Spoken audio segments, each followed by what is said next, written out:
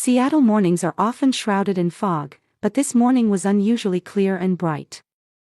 Emily Hartwell was preparing breakfast for her son Jacob in the kitchen of her 12th-floor apartment in a high-rise building. She worked as a principal architect at a well-regarded local architectural firm, and many of the commercial and residential buildings she had designed were featured in architectural magazines, demonstrating her considerable skill. "Mom, what day is it today?" 7-year-old Jacob sat down at the dining table, rubbing his sleepy eyes. With brown hair and large eyes that resembled his mother's, he was the most precious person in Emily's life. Since losing her husband to cancer 3 years ago, mother and son had walked through life together as a team. "It's Tuesday. Do you remember you have piano lessons after school today?"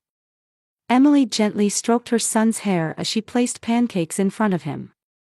Jacob was musically gifted, particularly excelling at piano far beyond other children his age. "Yes. The teacher said she'd teach me a new song," Jacob answered happily, taking a bite of his syrup-covered pancakes. Emily's cell phone rang. The screen displayed, "Mom. Good morning, Mom." "Emily, good morning. How are you doing?" Her mother Margaret's voice rang out bright and cheerful as always. Margaret had retired and been living a leisurely life since losing her husband 3 years ago. She lived alone in a house in the Seattle suburbs, but she and Emily and Jacob kept in frequent contact and often spent weekends together. "How about this weekend? Lisa's coming too, so why don't we all have a barbecue?" Her sister Lisa was a single mother with twin daughters. She worked part-time in an office job while living near their mother Margaret in the neighborhood. Having struggled through hardships, she sometimes showed a mature composure. "That sounds like a wonderful idea. Jacob can play with his cousins too," Emily replied. Lisa's twin daughters, Sophia and Olivia, were 5 years old and like adorable little sisters to Jacob. "Grandma." Jacob looked up at his mother with interest. Emily moved the phone away from her mouth and explained, "Grandma is suggesting we have a barbecue this weekend." "Yay! I get to see Sophia and Olivia." Jacob jumped up with joy. "Margaret, Jacob is so excited. We'll come over Saturday afternoon. I'm looking forward to it. Lisa will bring the girls too, so it's going to be lively." After hanging up, Emily felt warm inside watching her sons smile. Since losing her husband, she felt that the family bonds had grown even deeper. Margaret in particular constantly supported Emily in balancing work and child rearing, and was a loving grandmother to Jacob. In the car on her way to work, Emily thought about the project she was currently working on. She had been entrusted with designing a new nursing home in the city, putting her energy into creating spaces where elderly people could live comfortably. Her reputation as an architect was high, and she was respected by her colleagues. However, behind her success, she always carried guilt. She constantly struggled between wanting to spend more time with Jacob and her desire to build her career. In the evening, when she picked up Jacob after his piano lesson, he was humming the new song he had learned, full of excitement. "Mom, when we go to Grandma's house, can I play for everyone?" "Of course. Grandma and Lisa will be so pleased." That night, as she tucked Jacob into bed, Emily held his small hand. "Mom, we're happy, aren't we?" Jacob murmured in a sleepy voice. "Yes, we're very happy," Emily kissed her son's cheek. Indeed, they were happy. Her beloved son, her supportive mother, her kind sister. And her own career was going well too. Emily sincerely wished that this peaceful daily life would continue forever. As the weekend barbecue day approached, Jacob became increasingly excited. For him, time spent at his grandmother's house was special. Playing in the large yard with his cousins, eating Margaret's homemade cookies, and the warm times when the whole family was together. It was a place of comfort for him, having lost his father. Emily also treasured the time at her mother's house. Margaret seemed to have deepened her affection for Emily and Jacob even more after her son's death. She was especially gentle with Jacob, genuinely delighting in his growth. Saturday morning, Emily woke up leisurely for the first time in a while. Outside the window, birds were chirping, and a peaceful weekend morning had arrived in Seattle. Jacob was still sleeping, but just looking at his sleeping face warmed Emily's heart. "Mom, we're going to Grandma's house today, right?" When Jacob woke up, the first thing he did was confirm the day's plans. His eyes sparkled with anticipation. "That's right. We're planning to leave around noon, so let's eat breakfast and get ready." Emily gently kissed her son's cheek and headed to the kitchen together. Today was the day for the barbecue at Margaret's house. Lisa was also planning to bring her twin daughters, and it would be a rare occasion for the whole family to gather. Just after noon, Emily and Jacob drove to Margaret's house. Her mother's house in the Seattle suburbs was a single-family home that her late father had left them, with a large yard and a fine two-story structure. When they parked in the driveway, Lisa's car had already arrived. "Emily. Jacob." Margaret greeted them with a smile from the front door. Her mother, with her gray hair neatly arranged, looked wonderful in her apron. "Grandma." Jacob ran over and hugged his grandmother. "My, you've grown even bigger." Sophia and Olivia are waiting in the backyard. When they entered the living room, Lisa was sitting on the sofa with her twin daughters. Her sister had acquired the strength of motherhood. "Good work." Lisa stood up and hugged Emily. "Hello, Jacob." "Hello, Aunt Lisa." "Sophia, Olivia, how have you been?" The twins laughed shyly and ran after Jacob into the backyard. The sound of children's laughter echoed through the house, making Emily feel happy. "It's such nice weather today." "Perfect for a barbecue," Margaret said, looking out the window. For several hours that afternoon, the family enjoyed a pleasant time in the yard. Margaret's expertly made hamburgers and hot dogs, the salad Lisa brought, and Emily's homemade brownies for dessert. The children ran around the yard while the adults enjoyed a rare family gathering. "Jacob, would you play that new piano piece for us?" Margaret called to her grandson. "Yes." Jacob happily ran into the house and sat at the piano in the living room. He began playing "For Elise," which he had recently learned. Though not yet perfect, it was beautiful enough for a 7-year-old to play, and the whole family was moved. "That was wonderful. If your daddy were alive, he would be so proud," Margaret said with tears in her eyes. "He really is talented in music," Lisa also praised while clapping. As evening approached, the children had grown tired and quieter. Sophia and Olivia were watching TV on the living room sofa, and Jacob was alone in his father's study on the second floor, reading a book. It was still a special place where memories of his late father remained, and Jacob sometimes spent quiet time there. "Sister, shall I make some coffee?" Lisa called from the kitchen. "Thank you. I'll help too." Emily was about to get up when Margaret gently pulled her arm. "Emily, I need to talk to you. Shall we take a little walk in the garden?" Her mother's expression was somewhat serious. "Can you imagine making $10,000 a month just from YouTube, all from home? That's exactly what I did with Reddit Stories. No face, no voice. Check the link in the description if you're curious." Emily, feeling puzzled, went out to the backyard with Margaret. "You seem busy with work lately. Are you all right?" "Yes, I'm a bit busy because I've been entrusted with a big project, but it's rewarding." "I'm worried about Jacob." Margaret turned around and looked into Emily's eyes. "That child seems to be growing up a bit too fast lately." "Do you think so?" Emily frowned. "Maybe he's being considerate of you because he doesn't have a father. Don't you think it would be better to let him be more childlike?" Emily was somewhat confused by her mother's words. Jacob was certainly more composed than other children his age, but she thought that was just his personality. "Am I doing something wrong?" "No, not at all. I just think you should leave him with me sometimes and take time for yourself." While the two were talking in the garden, silence continued inside the house. Lisa was making coffee in the kitchen, occasionally glancing toward the second floor.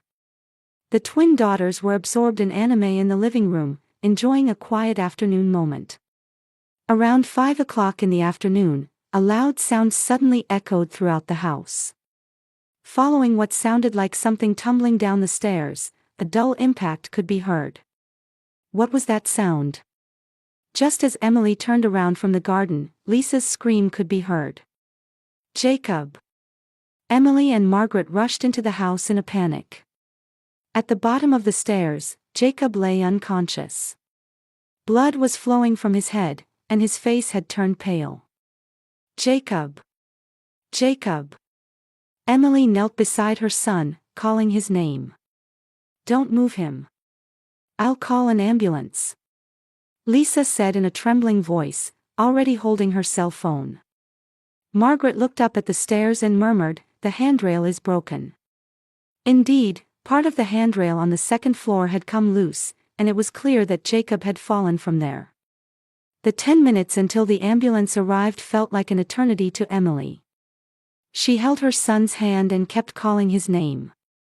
Jacob occasionally made small groaning sounds, but he didn't regain consciousness. "It's okay, Jacob.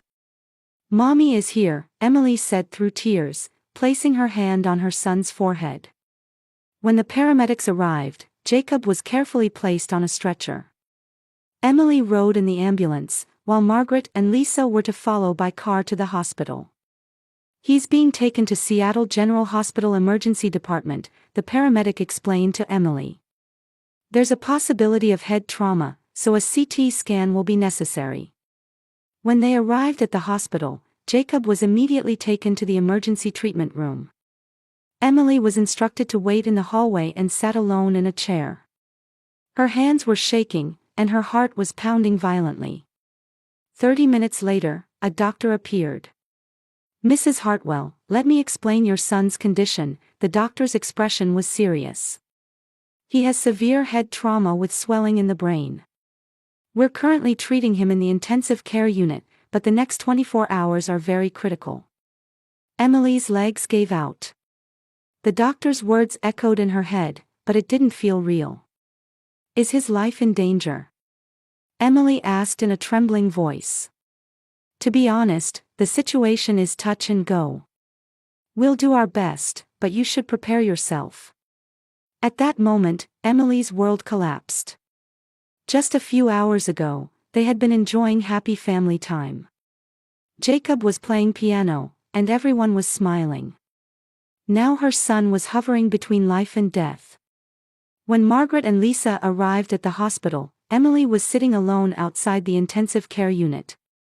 Her eyes were swollen from crying, and her whole body was shaking.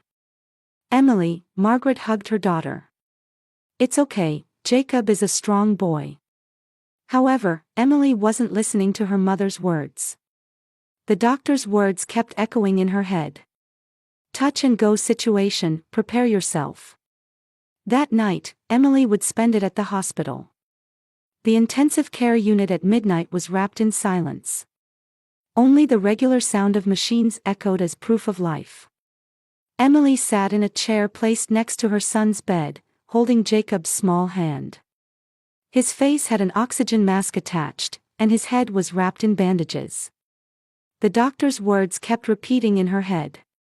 "The next 24 hours are very critical. Please, Jacob. Can you hear Mommy's voice? Wake up," Emily whispered, pressing her cheek against her son's hand. Her eyes were swollen from crying, and her voice was hoarse. The hospital staff understood that Emily wouldn't leave her son's side. Nurses came to check on them regularly and offered coffee and light snacks, but Emily wouldn't accept anything. Her world existed only within this small intensive care unit. After 2 o'clock in the morning, her cell phone rang. Emily hurried to silence it, but when she looked at the screen, it displayed "Mom." It was a call from Margaret. Emily hesitated but thought there might be some news about her son's condition, so she went into the hallway and answered the phone. "Mom? What's wrong, calling at this hour?" "Emily, you're awake. How is Jacob?" Margaret's voice was surprisingly calm. No change. He still hasn't regained consciousness. The doctor said the next 24 hours are crucial. Emily's voice was shaking. I see, that is worrying, Margaret answered briefly. Then she suddenly changed the subject. By the way, Emily, about tomorrow. Tomorrow? Emily was confused. She had no mental space to think about tomorrow. Did you forget? Tomorrow is Lisa's birthday. The preparations are already underway. Relatives are coming too, and I've already ordered the cake. Emily couldn't believe her ears. In this situation where her son was hovering between life and death, was she talking about a birthday party? Mom, now is not the time to talk about such things, is it? Jacob is. I'm worried about Jacob, but Lisa's birthday comes only once a year. She's really looking forward to it. I want you to help with the decorations, and there's meal preparation too. Emily was speechless. She couldn't understand her mother's priorities. Mom, my son is in the intensive care unit. The doctor said his life is in danger. How can you think about a birthday party? Emily, you being at the hospital won't make Jacob's condition better, will it? Leave it to the doctors, and sometimes you need a change of pace too. Besides, family solidarity is important at times like this. A change of pace. Emily's voice rose. My son is dying, and you talk about a change of pace. Don't say such unlucky things. Jacob is a strong boy, he'll surely be fine. Margaret's voice had an unnaturally optimistic tone. Anyway, please come to the house at 10 o'clock tomorrow morning. There's a lot of preparation to do. Emily couldn't believe it. She felt that her mother was trivializing her son's critical situation. Mom, I have no intention of leaving my son's side. I can't even think about a birthday party right now. On the other end of the phone, Margaret's tone changed. From the gentle tone up until then, it changed to a cold, hard manner of speaking. Emily, there's something called family responsibility. Lisa is raising twins alone as a mother, yet you're only thinking about yourself. Only thinking about myself? Emily was appalled. Does worrying about my son's life mean I'm only thinking about myself? Lisa's birthday comes only once a year. Without you, the party will be ruined. The relatives are also looking forward to seeing you. Emily took a deep breath and tried to remain calm. Mom, please understand. Right now, I can't think about anything other than Jacob. I'm sorry to Lisa, but couldn't we postpone the birthday? Postpone? Margaret's voice suddenly became sharp. Absolutely not. All the preparations are complete, and the relatives have made arrangements too. Do you intend to ruin everyone's plans for your own convenience? My own convenience? Emily was beginning to feel angry. My son's life being in danger is my own convenience. Emily, you've always had a self-centered side, but this time you're going too far. Value your family bonds. Emily was deeply hurt by her mother's words. She couldn't understand being called self-centered. Mom, I treasure my family, which is exactly why I'm staying by my son's side. Why can't you understand that? You're the one who can't understand. How much Lisa is looking forward to this, how much the relatives have prepared. You're not thinking about such things at all. Emily's mind was in turmoil. She couldn't understand her mother's logic at all. In this situation where her son's life was in danger, why did she have to prioritize a birthday party? Mom, I'll say it once more, but I have no intention of leaving my son's side. There was a long silence on the other end of the phone. Then, when Margaret spoke, her voice was as cold as ice. Emily, listen carefully. If you don't come to tomorrow's party, I won't recognize you as my daughter. I don't want to be involved with someone who doesn't fulfill their family responsibilities. Emily couldn't believe her ears. What did you say? You heard me. If you don't come, I'll cut ties with you, Margaret's voice had no trace of warmth. Make it clear whether you choose your family or your own selfishness. Emily was at a loss for words. She couldn't believe her mother was seriously saying such things. Mom, are you serious? My son is on the brink of life and death, and you're talking about cutting ties. I'm serious. I value family unity above all else. I can't continue a relationship with someone who can't understand that, even if we're blood related. Tears overflowed from Emily's eyes. They were tears not just of sadness, but of anger and disappointment. I understand, Mom. Emily's voice was shaking but filled with determination. I never knew you were this kind of person. Emily, you still have time to reconsider. Give me your answer by tomorrow morning. I'll give you my answer now. Emily took a deep breath. I'm staying by my son's side. If that's unacceptable to you, so be it. Are you really okay with that? Don't come to me with regrets later. I won't have any regrets. I'm a mother. Protecting my child is a mother's duty, isn't it? You can't understand that. On the other end of the phone, Margaret laughed coldly. That's your choice. Goodbye, Emily. The call ended. Emily stared at her cell phone, unable to accept reality for a while. Had her mother really said she would cut ties? In this situation where her son was dying. Dominated by mixed emotions of anger and sadness, Emily deleted her mother's number from her phone's contacts. Her fingers were shaking, but she had no hesitation. If this was her mother's true nature, she didn't want to be involved with such a person. When she returned to the intensive care unit, Jacob was still sleeping unchanged. Emily took her son's hand again and gently kissed his forehead. Jacob, Mommy is here. No one else can come between us. That night, Emily continued to watch over her son alone. She had lost the support of her mother and sister, but she was confident in her choice. She learned painfully that night what true love was, what true family was. There were people who understood and people who didn't. In the silence where only the sound of machines echoed, Emily continued to pray for her son's recovery. Sunday evening, the intensive care unit at Seattle General Hospital was still wrapped in silence. Emily was about to spend her second night beside her son's bed. Since the phone call with her mother last night, she hadn't contacted anyone. There had been no calls from Margaret or Lisa expressing concern about her son's condition. Mrs. Hartwell, the attending physician Dr. Chen entered the treatment room. I have good news. Your son's brain pressure is decreasing. His consciousness level is also showing signs of improvement. A light of hope shone in Emily's heart. Really? Yes. We still can't let our guard down, but at this rate, he might regain consciousness soon. I think your constant presence has had a positive effect too. After the doctor left, Emily gripped her son's hand more tightly. Did you hear that, Jacob? The doctor said you're getting better. Hang in there, wake up. Around 6 o'clock in the afternoon, Jacob's finger moved slightly.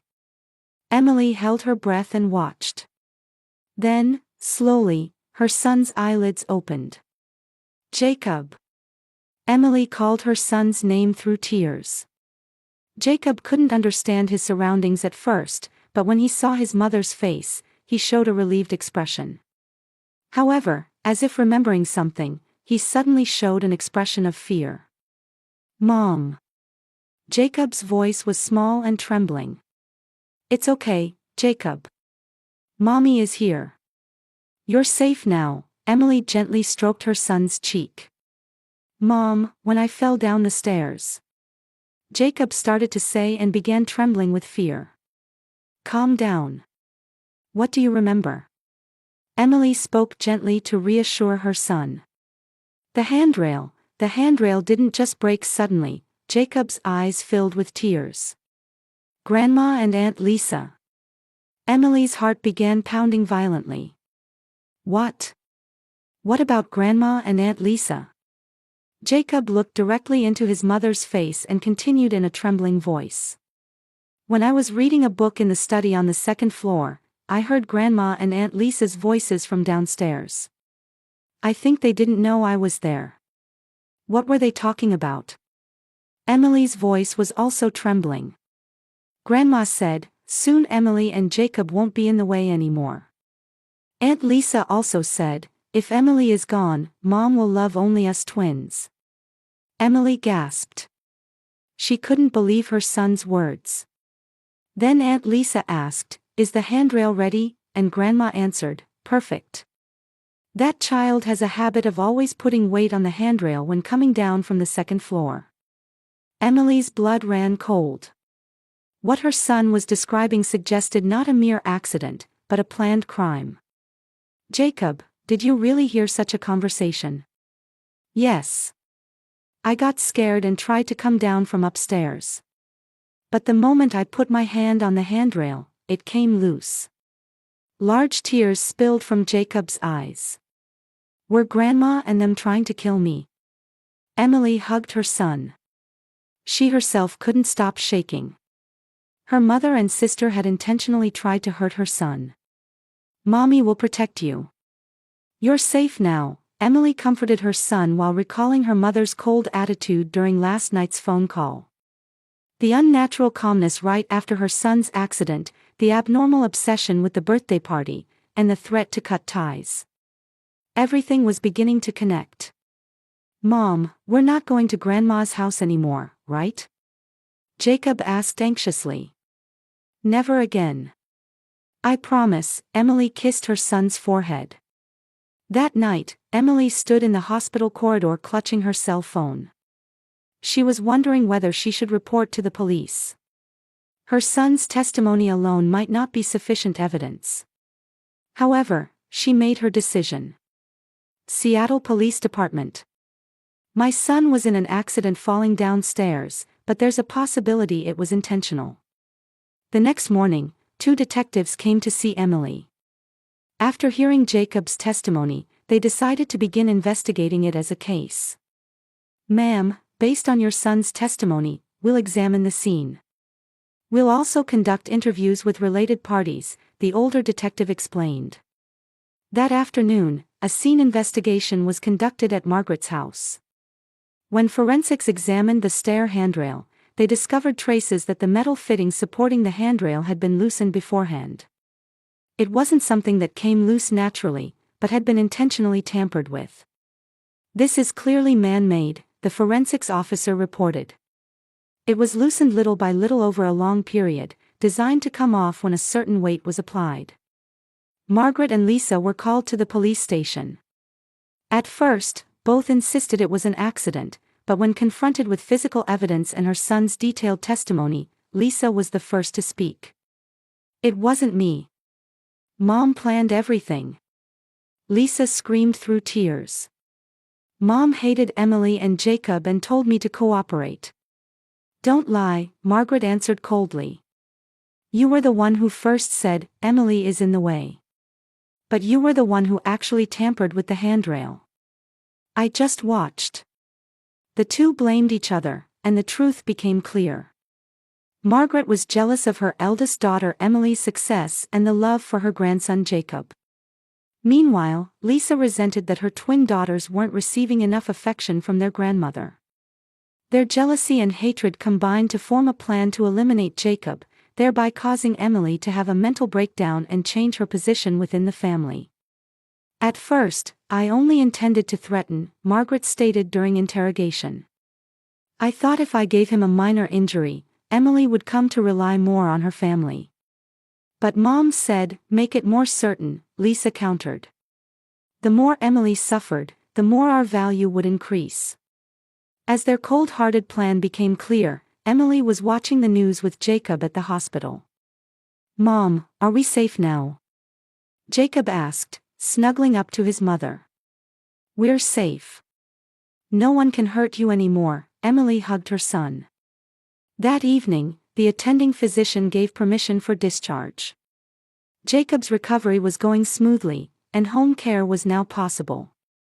"A new life is beginning now," Emily murmured, looking outside with her son through the hospital window. Yes. But I'm not scared because I'm with Mom, Jacob smiled. Emily thought while holding her son's hand. Blood relation alone doesn't make a family. True affection and trust create real family. Though there was sadness in losing her mother and sister, the relief of being able to protect her son was greater. 6 months later, the courtroom of Seattle District Court was wrapped in silence. The trial of Margaret Hartwell and Lisa Hartwell was coming to an end. Emily sat in the front row of the gallery, waiting for the verdict. Next to her sat Jacob, who had fully recovered, though he seemed a little nervous in the solemn atmosphere of the courtroom. I sentenced defendant Margaret Hartwell to 8 years imprisonment for attempted murder. I sentenced defendant Lisa Hartwell to 6 years imprisonment for the same crime. The moment the judge's voice echoed through the courtroom, Emily let out a deep sigh. It was a complex mix of relief that justice had been served and sadness at losing family. In the defendant's dock, Margaret and Lisa showed completely different reactions. Margaret maintained a resolute attitude to the end, claiming in court that, "I only acted for my family." Meanwhile, Lisa broke down crying, repeatedly shouting, "I was deceived by Mom." After sentencing, the two would be sent to separate prisons. Emily had the opportunity to meet with them one last time, but she declined. She no longer wanted to be involved with them. "Mom, is this really the end?" Jacob asked, holding his mother's hand outside the courthouse. "Yes. No one can hurt us anymore," Emily hugged her son. That afternoon, the two headed to their new home. Emily had purchased a house in a quiet residential area in the Seattle suburbs after the incident. It was to start a new life with her son, away from old memories. The new house was smaller than their previous condo, but it was a single-family home with a yard, and Jacob really liked it. Children his age lived in the neighborhood, and he was able to make friends quickly. "Emily, I came to help with the move," neighbor Sarah Johnson appeared with a smile. A kind woman in her 50s, she had been helpful since the day Emily and Jacob moved in. Having experience raising a daughter as a single mother herself, she had become a reassuring presence for Emily. "Thank you, Sarah. You're really helping me out." "Family isn't just about blood relations," Sarah placed her hand on Emily's shoulder. "People like us who support each other can become family too." That night, Emily and Jacob had dinner at their new dining table. The table was filled with homemade dishes that neighbors had brought them. "Mom, we're happy, aren't we?" Jacob said with a smile. "We really are. This time, we seem to have found true happiness." A year later, Margaret and Lisa were spending completely different days in prison. Margaret frequently got into trouble with other inmates and spent much of her time in solitary confinement.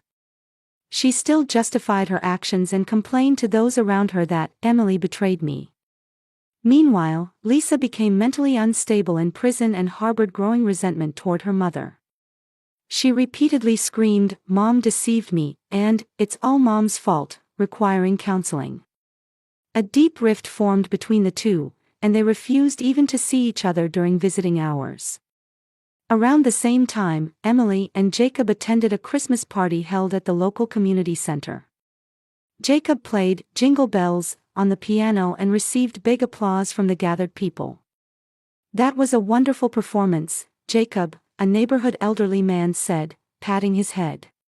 "Thank you, Grandpa," Jacob answered happily. Emily felt truly happy watching her son's growth. The pain of being betrayed by blood family would never disappear, but the bonds with people she met in the new community brought even greater warmth. "Emily, we're planning a community picnic next summer. Could Jacob play piano for us?" Sarah suggested. "I'd be delighted. I think Jacob would look forward to it too." That night, mother and son sat together under the Christmas tree. The tree was decorated with many ornaments they had received from new friends. "Mom, next year will be an even better year, won't it?" Jacob said, snuggling up to his mother. "I'm sure it will be. A wonderful future awaits us, Emily hugged her son while looking at the snowy landscape outside the window. For the two who had learned what true family means, the future was full of hope. A new life with people bound not by blood ties but by true affection and trust was just beginning.